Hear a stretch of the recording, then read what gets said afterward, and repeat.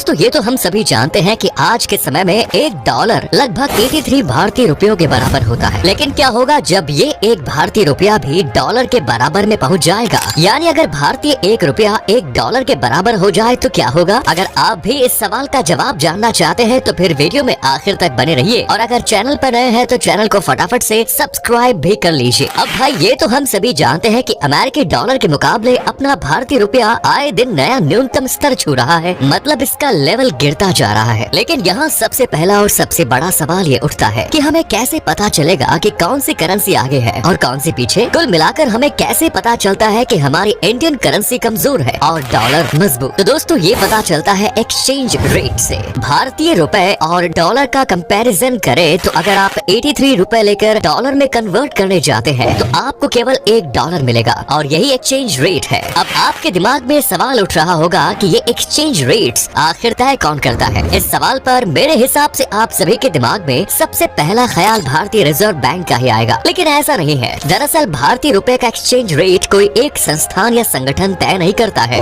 सिर्फ डॉलर ही नहीं, दूसरी विदेशी मुद्राओं के मुकाबले भी भारतीय रुपयों का एक्सचेंज रेट बाजार आधारित फैक्टर्स द्वारा तय होता है। आपको बता दें कि 1990 से पहले ये काम आरबीआई ही करता था। तब भारत एक्सचेंज रेट को फॉलो करता था। अब सवाल ये है कि एक्सचेंज रेट क्या है और ये कहां से आया? तो आपको बता दें कि एक्सचेंज रेट्स 3 तरह के होते हैं: fixed exchange rate, floating exchange rate और मैनेज एक्सचेंज रेट। यहाँ फिक्स्ड एक्सचेंज रेट का मतलब होता है कि इसमें सरकार का कंट्रोल होता है, मतलब इस एक्सचेंज रेट को गवर्नमेंट कंट्रोल करती है कि एक्सचेंज रेट या कन्वर्जन रेट क्या होगा या क्या होना चाहिए। अब बात करें फ्लोटिंग एक्सचेंज रेट की, तो फ्लोटिंग एक्सचेंज रेट का मतलब ये है कि मार्केट में जो भी सप्लाई है, जो भी डिमांड है, उसके हिसाब से अपने आप एक्सचेंज रेट्स फिक्स हो जाते हैं। मतलब यहाँ सरकार के किसी ऑर्गेनाइजेशन का कोई हाथ नहीं होता। करेंसी खुद उछाल मारती है और खुद ही गिरती है, और ये होता है डिमांड्स के चलते। मतलब आपकी करेंसी की जितनी ज्यादा डिमांड होगी वो उतनी ही ज्यादा उछाल मारेगी। जैसे इस वक्त डॉलर के साथ हो रहा है, उसकी डिमांड ज्यादा है इसीलिए उसके भाव भी बढ़ रहे हैं। अब बात करते हैं मैनेज एक्सचेंज रेट के बारे में। मैनेज एक्सचेंज रेट में ये होता है कि किसी भी देश की गवर्नमेंट ये अलाउ कर देती है कि चलो ठीक है, हमारी करेंसी मार्केट में मांग और सप्लाई के बेसिस पर ऊपर नीचे हो सकती है, लेकिन वो इसके लिए एक लिमिट सेट कर देते हैं, जैसे 5%, 10%। इसके बाद जो करेंसी फ्लक्चुएट होगी वो उसे अपने हिसाब से कंट्रोल करेंगे, और यही होती है मैनेज रेट। वैसे दोस्तों क्या आप जानते हैं कि आजादी से पहले यानी 1948 से पहले भारतीय रुपया और डॉलर दोनों बराबर ही थे? कान मत खुजाइए भाई, क्योंकि आपके कानों को कोई धोखा नहीं हुआ है। हाँ, ये बिल्कुल सच है कि आजादी से पहले भारतीय रुपया और डॉलर बराबर थे, लेकिन फिर ऐसा क्या हुआ जो भारतीय रुपया गिर गया और डॉलर उठ गया? ये जानने के लिए फटाफट से वीडियो को लाइक कीजिए। तो दोस्तों 15 अगस्त 1947 को जब भारत को आजादी मिली तो अमेरिकी डॉलर और भारतीय रुपए के बीच एक्सचेंज रेट बराबर था, यानी $1 1 रुपए के बराबर था। दरअसल देश नया नया आजाद हुआ था और उस पर कोई बाहरी कर्ज नहीं था। लेकिन 1948 में अंग्रेजों के भारत से जाने के बाद देश की आर्थिक हालात खस्ता थी, क्योंकि गरीबी से निपटने के साथ साथ देश के पुनर्निर्माण की चुनौती थी। यहीं से भारतीय रुपए के कमजोर होने का सिलसिला शुरू हुआ, क्योंकि सरकार देश के विकास और लोगों को गरीबी से निकालने के लिए खूब पैसा लगा रही थी, लेकिन इतनी कमाई नहीं थी, जिस वजह से सरकार को विदेशी बैंकों से कर्ज लेना पड़ा। धीरे धीरे कर्ज का भार बढ़ता गया, और तब इस कर्ज से निपटने के लिए भारत को करेंसी डिवैल्यूएशन का आइडिया आया। साल दर साल रुपए की कीमत डॉलर के मुकाबले घटती चली गई। जैसे 2000 में 43.5, 2011 में 50, और आज तो आप देख ही सकते हैं। अब अगर आपको ये करेंसी डिवैल्यूएशन का मतलब नहीं समझ में आया तो इसे भी समझ लीजिए। मान लीजिए कि आप है भारतीय सरकार, जो इंडियन करेंसी मतलब भारतीय रुपए को कंट्रोल कर सकती है। आपने किसी से 100 रुपए कर्जा लिया और ज्यादा से ज्यादा खर्च कर दिया। अब आपके पास बचे हैं सिर्फ 15 रुपए। तो आपने क्या किया कि ज्यादा नोट छाप दिए, क्योंकि आप रुपए को कंट्रोल कर सकते हैं। इस तरह पैसे की ज्यादा सप्लाई हुई और आपके पास जो 15 रुपए थे वो हो गए 150 रुपए। अब इसमें से आपने 100 रुपए कर्जे के चुका दिए और आपके पास बचे 50 रुपए। बस अब क्या, यही होती है करेंसी की डिवैल्यूएशन। चलिए अब आपको बताते हैं कि अगर भारतीय रुपया आज के समय में डॉलर के बराबर हो जाए तो क्या क्या फायदे हो सकते हैं। तो दोस्तों इस बदलाव के बाद जो हमें सबसे पहला फायदा होने वाला है वो ये है कि इंडिया में सारा सामान अभी के मुकाबले सस्ते दामों पर मिलेगा, क्योंकि हमारे देश में ज्यादा प्रतिशत सामान जो हम अपने रोजमर्रा की जिंदगी में इस्तेमाल करते हैं वो बाहरी देशों से आता है। और अगर 1 रुपए की कीमत $1 जितनी हो जाए तो हम जो भी सामान बाहरी देशों से खरीदते हैं उसके लिए भारत सरकार को कम दाम देने पड़ेंगे, मतलब महंगाई तो गई। दूसरा फायदा ये होगा कि ब्रांडेड चीजें भी हम अपने सस्ते दामों पर खरीद सकेंगे, जैसे कि आपका फेवरेट आईफोन जो हमारे देश में सबसे ज्यादा पैसों में मिलता है वो हमें ज्यादा से ज्यादा 600 रुपए में मिल जाएगा या फिर इससे भी सस्ता। तो हुआ ना डबल फायदा। ऐसा इसलिए क्योंकि अमेरिका में इसका दाम $600 है और 1 रुपया $1 के बराबर हुआ तो ये हमें भी तो महज 600 रुपए में ही मिल जाएगा ना। अब ये तो हम आपको पहले ही बता चुके हैं कि ऐसा होने पर भारत में बहुत सी चीजें सस्ती चीजें हैं। तो इन चीजों में आपकी पॉकेट पर सबसे ज्यादा वार करने वाली चीज पेट्रोल भी काफी ज्यादा सस्ता हो जाएगा, क्योंकि पेट्रोल भी उन्हीं चीजों में शामिल है जो बाहर के देशों से आता है। पेट्रोल सस्ता होने की वजह से ट्रांसपोर्ट का खर्च भी कम हो जाएगा, जिससे हम जितनी चाहे उतनी चीजें बाहरी देशों से ले सकेंगे। इससे होगा ये कि अपने देश में किसी भी सामान की कमी नहीं रहेगी। इसके अलावा लोगों को बाहर जाकर नौकरी करने की जरूरत नहीं पड़ेगी, क्योंकि उन्हें इंडिया में भी डॉलर के बराबर ही सैलरी मिलेगी, जिस वजह से लगभग हर कोई अमीर हो जाएगा। क्योंकि महीने पर 10,000 कमाने वाले की सैलरी हो जाएगी लाखों में, और लाखों में कमाई करने वाले तो करोड़ों में खेलेंगे, और करोड़ों के रखवालों के तो पैर जमीन पर ही नहीं पड़ेंगे। 1 रुपया बराबर $1 हो जाने की वजह से हमें ये सभी फायदे होंगे, और मेरे हिसाब से हम सबको यही चाहिए। महंगाई कम हो जाए, सारी सुख सुविधा मिले, और वो भी कम पैसे में और अपने देश में। लेकिन जरा अपने दिमागी घोड़ों पर काबू रखिए, क्योंकि अभी तो मैंने सिर्फ इसके फायदे बताए हैं जनाब। और ये तो आप सभी जानते हैं कि सिक्के के हमेशा 2 पहलू होते हैं। एक पहलू देखा तो दूसरा पहलू लुटिया डुबो देगा। यहाँ भी कुछ ऐसा ही है। सिर्फ फायदों पर मत जाइए, क्योंकि अगर 1 रुपया $1 के बराबर हुआ तो नुकसान भी बड़ी संख्या में होगा। कैसे, आइए ये समझ लेते हैं। देखिए, जैसे कुछ चीजें बाहरी देशों से खरीदते हैं, उसी तरह हमारे देश से भी कुछ चीजें दूसरे देशों को बेची जाती है। और अगर 1 रुपया $1 के बराबर हो जाएगा तो वही चीजें जो हम बड़े सस्ते दामों में दूसरे देशों में एक्सपोर्ट कर देते हैं, उनके लिए दूसरे देशों को अच्छी खासी रकम खर्च करनी पड़ जाएगी। और अगर ऐसा हुआ तो कोई भी बाहर का देश हमारे देश से सामान ज्यादा पैसे देकर क्यों खरीदेगा भला? वो वही चीजें दूसरे देश से लेना चाहेगा जहाँ वो चीजें हमारे देश से कम दामों में मिल सकती है। इस कारण से हमारे देश में एक्सपोर्ट होना लगभग बंद ही हो जाएगा। अब इस कंडीशन में बहुत से लोग सोचते हैं कि हमें दूसरे देशों से सामान खरीदने की क्या जरूरत है, हम स्वदेशी चीजों का इस्तेमाल करेंगे जो हमारे देश में ही नहीं बनती है। तो इसका जवाब ये है कि ऐसा करने से भी हमें कोई फायदा नहीं होगा, क्योंकि अगर हम बाहर के देशों से सामान नहीं खरीदेंगे तो बाहर के देश भी हमसे सामान नहीं खरीदेंगे, जिससे हमारे देश की उन्नति कभी नहीं होगी और हम जहाँ हैं वहीं रह जाएंगे। इसके अलावा हमारे देश में फॉरेन इन्वेस्टमेंट होना बंद हो जाएगा। आज के समय में फॉरेन कंट्रीज जो हमारे देश में इन्वेस्टमेंट करती है, उसका भी एक मेन रीजन है कि उन्हें यहाँ लेबर कॉस्ट ज्यादा देनी नहीं पड़ती और कम पैसों में उन्हें काम करने वाले अच्छे कर्मचारी मिल जाते हैं। लेकिन अगर 1 रुपया $1 के बराबर हो गया तो फॉरेन कंट्रीज हमारे देश में इन्वेस्टमेंट करना बंद कर देगी, क्योंकि लेबर कॉस्ट ज्यादा हो जाएगा। और जब ऐसा होगा तो वो अपने देश में रहकर अपने ही देश के लोगों के बारे में सोचेंगे, उन्हें उतने पैसे देंगी, यहाँ अपना दिमाग क्यों वेस्ट करेंगे। दोस्तों, आपको बता दें कि फॉरेन इन्वेस्टमेंट ज्यादातर हमारे देश के IT और सर्विस सेक्टर में किया जाता है, और हमारे देश के 60% GDP का योगदान इन्हीं सेक्टर से होता है। वहीं हमारे देश की आबादी का लगभग 27% हिस्सा ऐसा है जो इन्हीं सेक्टर्स में काम करके अपनी लाइफ चला रहा है। ऐसा होने पर लोगों को विदेशों में भी नौकरी मिलनी मुश्किल हो जाएगी। एग्जाम्पल से समझिए, मान लीजिए कि एक अच्छे भारतीय इंजीनियर को काम करने के बदले 1 महीने में 75,000 रुपए मिल रहे हैं, और उसी के जितना होनहार इंजीनियर जो विदेश में काम कर रहा है उसे $3,000 मिल रहे हैं। अब अगर रुपया डॉलर के बराबर पहुंच गया तो $3,000 मिलने वाले लड़के की सैलरी सीधा $25,000 के आसपास ना पहुंच जाएगी। और अगर ऐसा करना पड़ा तो क्या कोई विदेशी कंपनी भारतीय को काम पर रखेगी? नहीं, बल्कि वो अपने देश के एम्प्लॉयज को ही पहले मौका देगी। इसके अलावा दोस्तों, अगर रुपया डॉलर के बराबर पहुंच गया तो भारत में जितने भी विदेशी घूमने के लिए आते हैं वो लगभग सब बंद हो जाएंगे, क्योंकि भारत में लोग आते ही इसलिए हैं क्योंकि उन्हें यहाँ काफी सस्ते में घूमने को मिल जाता है। जबकि अगर रुपया ऊंचा पहुंचा तो उनके सामने महंगाई का बवंडर आ जाएगा और वो यहाँ घूमना तो दूर झांकना भी पसंद नहीं करेंगे। बात करें फॉरेन कंपनीज की, अगर वे अपने सेटअप्स को यहाँ से बाहर ले जाएंगे तो वो अपने इन्वेस्टमेंट भी बाहर ले जाएंगे। इससे टैक्स पर बुरी मार पड़ेगी, और जब कोई प्रोडक्शन ही नहीं होगा तो टैक्स कहाँ से आएगा? तो दोस्तों, ये नुकसान होंगे अगर भारतीय रुपया डॉलर के बराबर पहुंच गया तो एक्सपोर्ट बंद हो जाएगा, कंपनियां भाग जाएंगी और हमारे लोगों के सामने बेरोजगारी जैसी समस्याएं पैदा हो जाएंगी। इसे कंट्रोल करने के लिए सरकार फिर से करेंसी डिवैल्यूएशन का सहारा लेगी, लेकिन तब